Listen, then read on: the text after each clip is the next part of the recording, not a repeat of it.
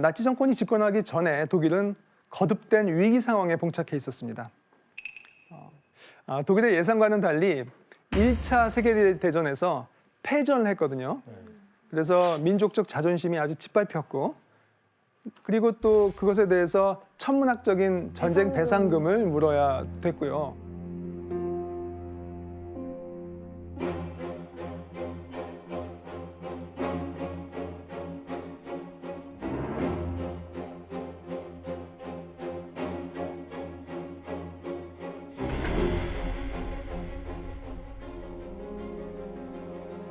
근데 또 설상가상으로 경제 위기까지 닥쳤죠.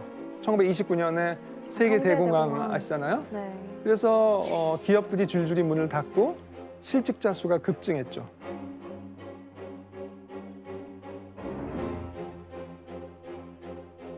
상황이 이렇게 되자 독일 사람들의 불만과 불안이 극심했죠. 그런데 이 상황에서 사람들의 마음을 확 잡아당기는 그런 정당이 떠오른 겁니다. 들어봤는데 네. 기억이 안 나냐? 그게 바로 나치당이죠. 원래 이름은 깁니다. 민족사회주의 독일 노동자당인데요. 이 당은 1920년에 만들어졌는데 처음에는 그냥 미미한 당이었습니다. 그런데 이 독일 사회가 점점 혼란에 빠지게 되자 이 혼란을 틈타서 게르만 민족 공동체의 우수성을 강조하면서 독일 국민들의 마음을 파고들었습니다. 그런데 그들이 바로 자신들의 공동의 적으로 몰아간 사람들이 있었습니다. 그 사람들이 바로 유대인이죠. 나치는 이렇게 선전했습니다. 우리가 전쟁으로 힘들어할 때 그 전쟁 중에 이익을 본 것이 유대인이었다. 증권거래소에서 투기를 일삼았고, 그리고 암시장 거래를 하면서 막대한 이득을 본 것도 유대인이라면서 독일인들의 상심과 불안을 유대인 탓으로 돌려버린 거죠. 그렇게 몰아갔구나. Minister Dr. Goebbels spricht zur Jugend.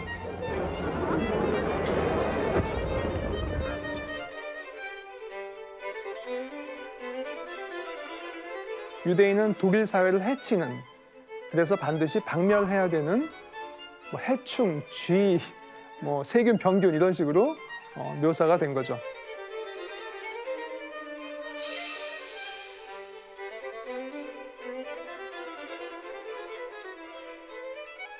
이런 유대인 희생양 전략은 나치당이 정권을 잡는데 큰 발판을 마련해 줍니다.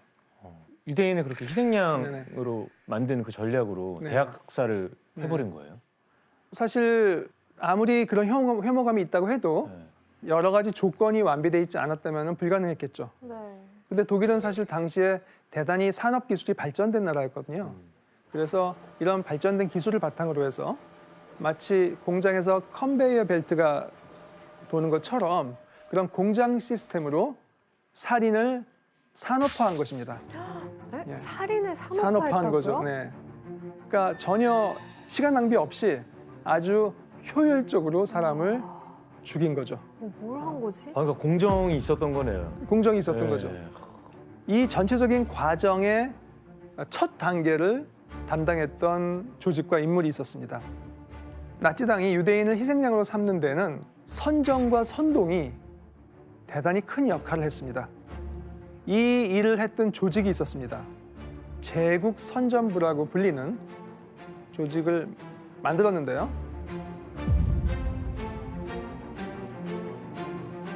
이 제국선전부의 목적은 이 음악, 연극, 영화, 서적, 라디오 등을 통해서 나치의 메시지를 대중에게 효과적으로 전달하는 것이었습니다. 그럼 히틀러의 특명을 받고 제국선전부의 장관 자리에 오른 사람은 누구였을까요? 네. 괴벨스? 예, 요제프 괴벨스죠, 그죠? 괴벨스. 선동의 대가죠.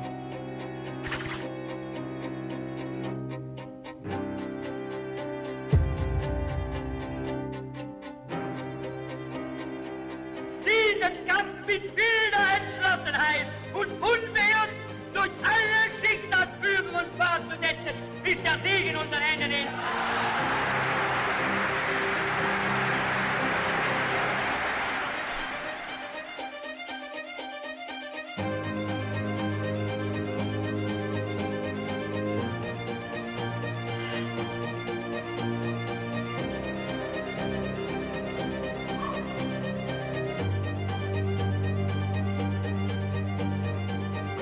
괴벨스는 나치 정권의 그 누구보다도 히틀러에 대한 충성심이 아주 강했던 사람이고요. 또 유대인에 대한 증오감도 남달리 강했던 사람입니다. 저는 이제 학교에서도 이렇게 배웠어요. 선동이랑 선전하는 데 엄청 큰 역할을 했던 사람으로서 다 아마 독일 사람 다 알고 있을 거예요. 괴벨스가 평소에 남긴 말이 있는데요. 규현 씨가 읽어주시겠습니까? 네. 유대인은 세계의 적이요, 문화의 파괴자이며 인류의 기생충이고 혼돈의 자식이며 악마의 화신이고 부패의 효소이자 인류를 멸망시킬 탈을 쓴 악마다. 뭐 저렇게까지 얘기를 하지? 말이 정말 와. 세죠. 네. 근데 괴벨스가 저런 선전뿐만 아니라 히틀러 연설에도 많이 영향을 끼치지 않았나요? 그렇죠. 연설을 정말 잘하는 사람은 히틀러였죠. 그래서 히틀러의 연설이 돋보이도록 연출을 많이 했는데요. 어떻게 연출했는지 영상을 먼저 좀 보실까요? 네.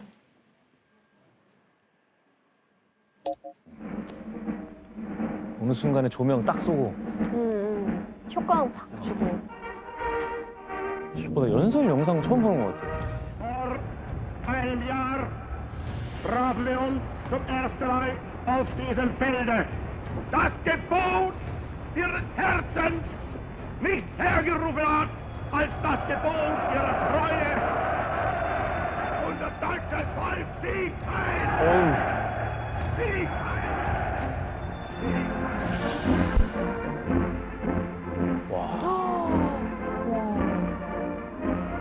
규모가 엄청 크다. 와.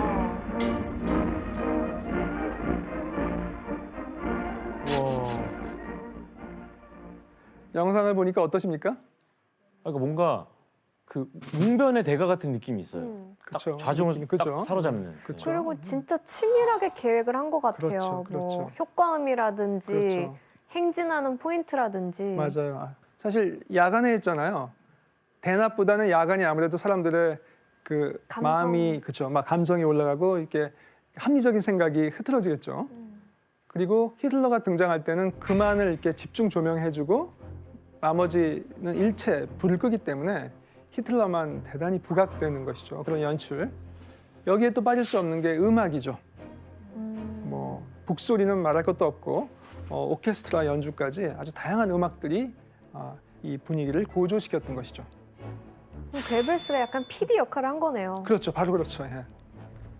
그리고 괴벨스가 이끄는 제국 선전부는 유대인에 대한 혐오를 부추기기 위해서 여러 매체를 활용했는데 특히 이 매체를 가장 효과적으로 활용했습니다. 어떤 매체였을 것 같아요? TV로 한 거예요? TV는 그때는 없었죠. 몰라. 영화였죠. 아. 영화. 네. 히틀러가 영화를 좋아했다고 들은 거 본인도 같아요. 그랬고요. 네네네. 그래서 나치는 영화를 선전 수단으로 활용하기 위해서 극장을 통폐합하고 그리고 영화 제작에 투입되는 감독, 배우, 촬영 스태프들까지 일일이 다 지시하고 감독을 했습니다. 그럼 대체 어떤 영화를 만들었는지 한번 볼까요?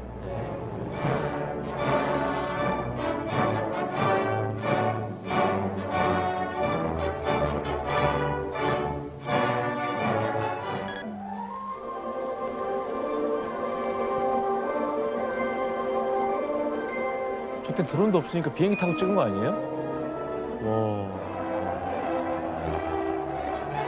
뭐야 이게? 아, 자기 자기- 자신이네. 본인이 직접 출연한 영화네.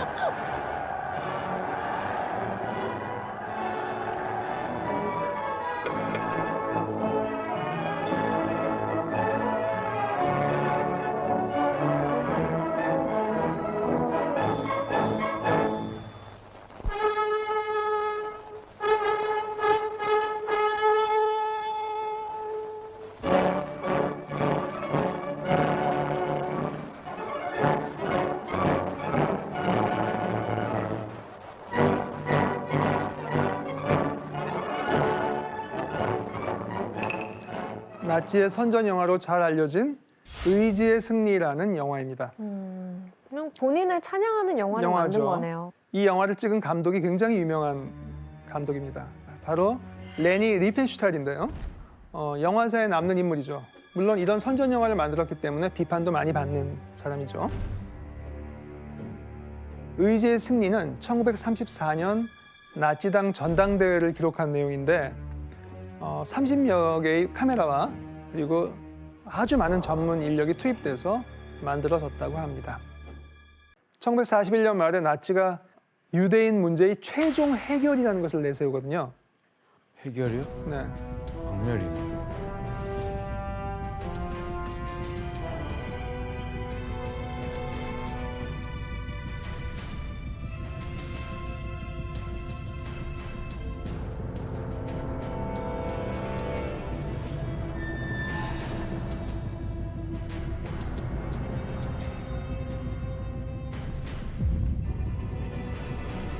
더 이상 유대인으로부터 방해받지 않는 깨끗한 유럽을 만든다는 발상이죠. 그 단어가 너무 소름 돋는 소름 것 끼쳐, 같아요. 소름 끼치죠. 해결. 최종 해결하는 것이죠. 이때 나치 친위대 내부에 소위 기동학살 부대가 전면적으로 나서게 됩니다. 학살 부대. 네. 그리고 이 죽음의 부대를 이끈 사람은 바로 힘러였죠. 힘러. 네.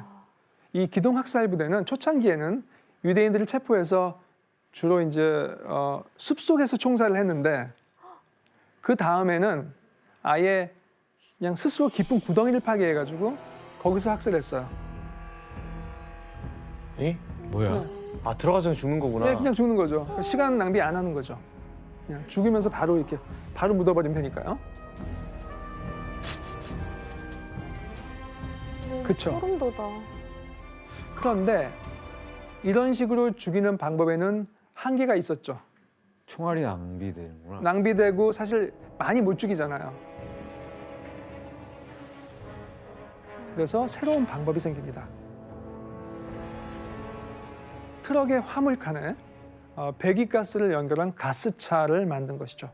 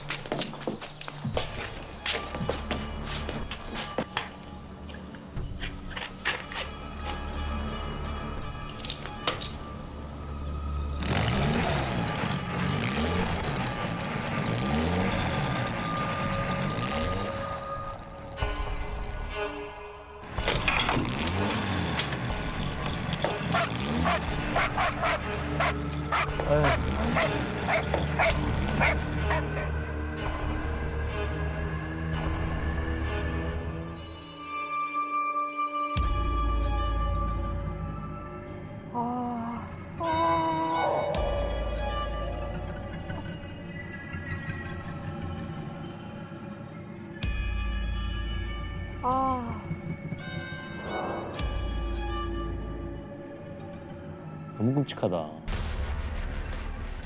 이런 방식으로 기동학살 부대는 가스차를 이제 유대인 학살에 이용하기 시작하고 이제 완전히 대량 학살 체제 시스템으로 가는 그런 전환점이라고 할 수 있죠. 네. 그래서 이제 이 가스차 방식이 각 절멸 수용소에서 아예 가스실을 만들어서 대량 죽이는 그런 방향으로 나아가게 됩니다.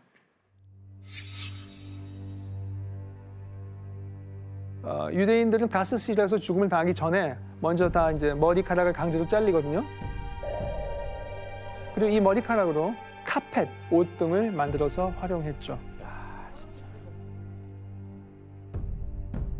그리고 죽고 나서는 입안에 있는 금니까지 뽑혔고요. 또 화장을 시켜줘. 그래서 이제 재가 만들어지면 그 재를 비료로 사용까지 했죠. 그런데 정말 더 끔찍한 건 뭐냐면 이 고통스러운 이 과정을 친위대가 한 게 아니라는 겁니다. 다른 사람들한테 시켰는데요. 혹시 어떤 사람들한테 이런 일을 시켰는지 장의사들 보통 장의사들인가? 그게 뭐 일반적이겠지만 유대인들한테 시켰다. 바로 그겁니다. 바로 그겁니다. 같은 유대인한테 이 일을 시킨 거예요. 나치는 일종의 특수 직무반인 존도 코만도라는 거를 만들어 가지고 그러니까 일종의 유대인 작업 부대를 만든 건데요.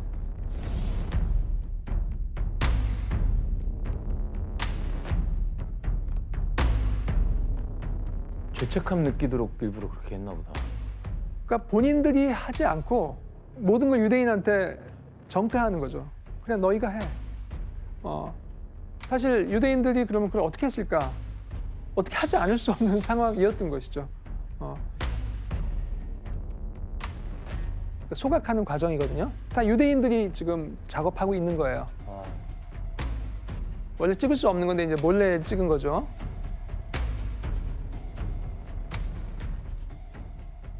또 놀라운 거는 이 소위 특공대로 일했던 사람들이 3, 4개월마다 교체됐다는 겁니다. 그 얘기는 3, 4개월 있다가 이들도 채용시킨다는 거죠. 네. 왜냐하면 이거 알려지면 안 되니까 했다는 것이죠. 아니 참다 진짜. 니키 씨도 이 특공대, 이 존도 코만도에 대해서 알고 계신가요?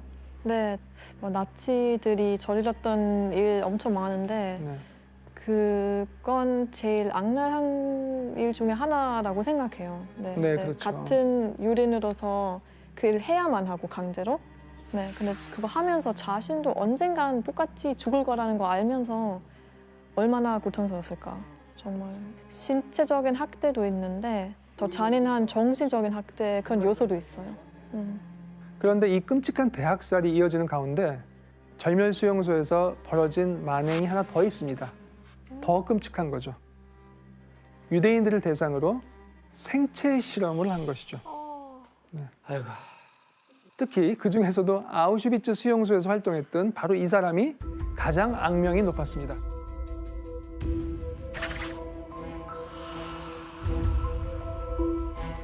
죽음의 천사라는 이상한 별명을 가진 의사 맹겔레였습니다. 맹겔레, 친위대 소속이었죠. 이 아우슈비츠의 맹겔레는 정말 공포의 대상이었습니다. 아우슈비츠로 이렇게 철로로 이제 기차가 오면은 사람들이 내리면 선별 작업을 하는데 맹겔레가 손짓을 하거나 아니면 회초리를 흔들어 보이는 사람은 곧장 가스실로 보내지는 거죠.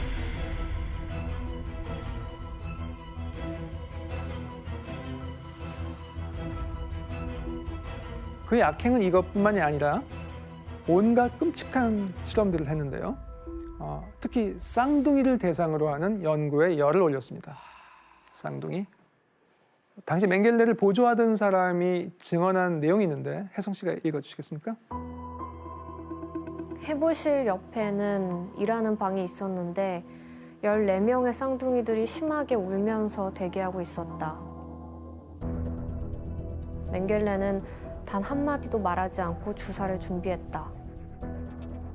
주사를 놓자 잠깐 움찔하더니 그 아이는 죽었고 이런 방법으로 그날 밤 쌍둥이 14명을 모두 죽였다. 왜 쌍둥이에 뭘 하려고 그랬던 거예요, 맹겔레는? 그 맹겔레는 원래 대학 시절부터 인종적 차이에 관심이 많았습니다. 그 박사학위 논문도 즉 사람이 똑같은 게 아니라 열등한 인종과 우등의 인종이 따로 있다는 것을 이제 밝히는 논문이었죠. 특히 독일의 경우는 정권이 나서서 우생학을 국가 보건 정책으로 했는데요. 우생학이라고 하는 거는 유제닉스 아시죠? 그래서 인간을 유전학적으로 개량하기 위해서 좋은 유전자는 보존하고 나쁜 유전자는 이렇게 소멸시켜 버린다는 것인데 이것을 국가 보건 정책으로 한 거죠.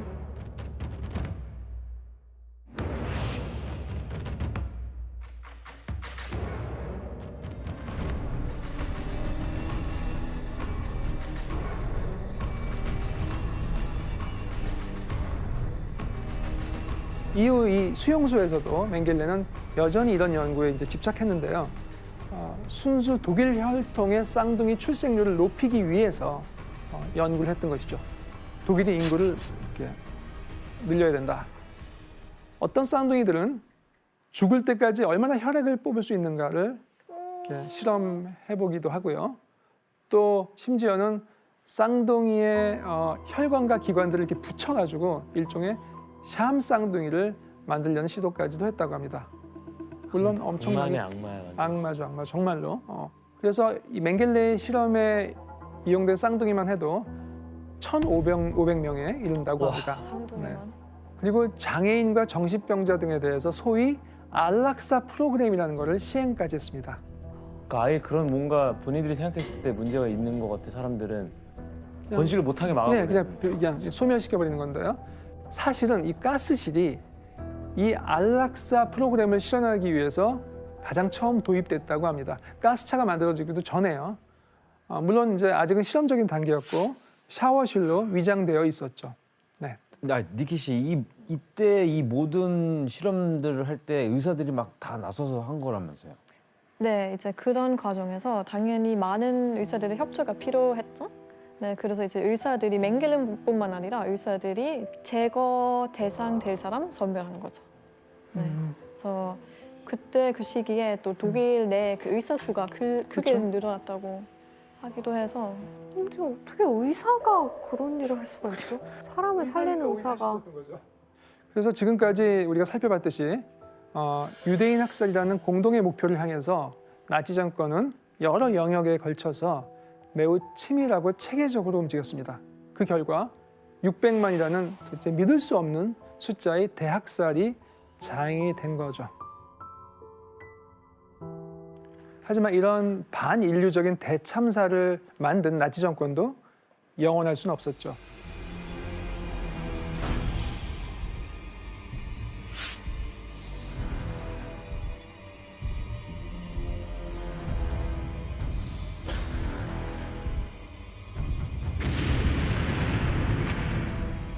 이 차 세계대전의 막바지 무렵에 소련군은 결국 베를린에 입성합니다.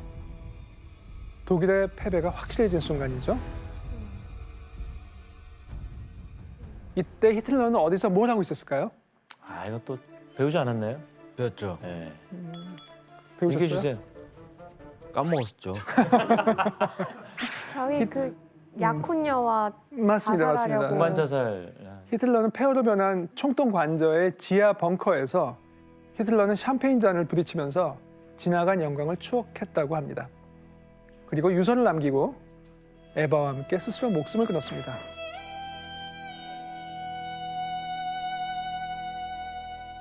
그의 그 늘 거창했던 행적에 비하면 사실 초라하죠, 그죠? 그가 뭐 실제로 어떻게 최후를 맞이했는지는 정확히 알 수는 없습니다, 사실. 하지만 분명한 건 인류 역사상 최악의 독재자로 불리는 히틀러가 스스로 목숨을 끊었고, 그리고 그로부터 일주일이 지난 다음에 독일이 서방 연합국에 항복하면서 전쟁은 막을 내리게 됩니다.